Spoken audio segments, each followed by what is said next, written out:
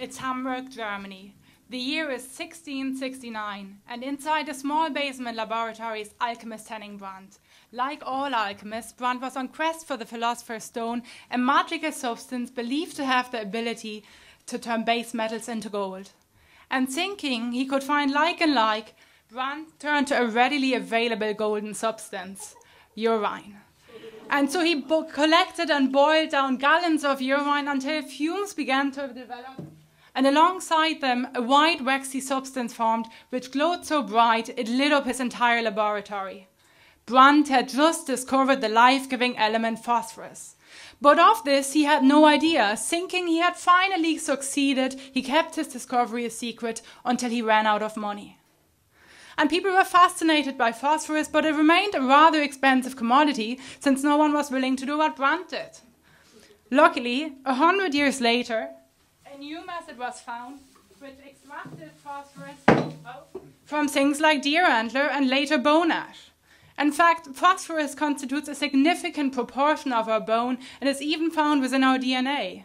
All of us contain roughly half a kilogram of it, mostly in the form of phosphates, which make up our bones and our teeth. But it's also a very critical plant nutrient, and alongside nitrogen, phosphates form the basis of agricultural fertilizers.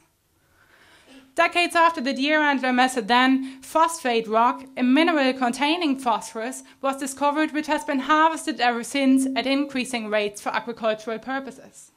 And there lies the problem.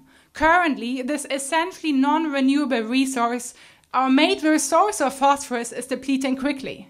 Because when we use phosphate fertilizers, most of the phosphorus actually ends up dissolved in the water bodies with sediments and eventually forms new phosphate rock. But this process takes thousands of years. And because of this, there's an urgent need for phosphorus recycling. And this brings me back to Henning Brandt. Every one of us consumes an excess of phosphorus, which is eventually excreted and simply flushed away. And there is billions of us, providing for essentially a massive amount of raw material. And while it may not seem so appealing to extract phosphorus from human waste, whoever finds a good way to do it will really make their mark. And so, in hindsight, some 350 years later, while we may have been smiling about Brandt's probably rather smelly experiments and amusement, it turns out that all those years later, he was looking in the right place after all. Thank you very much.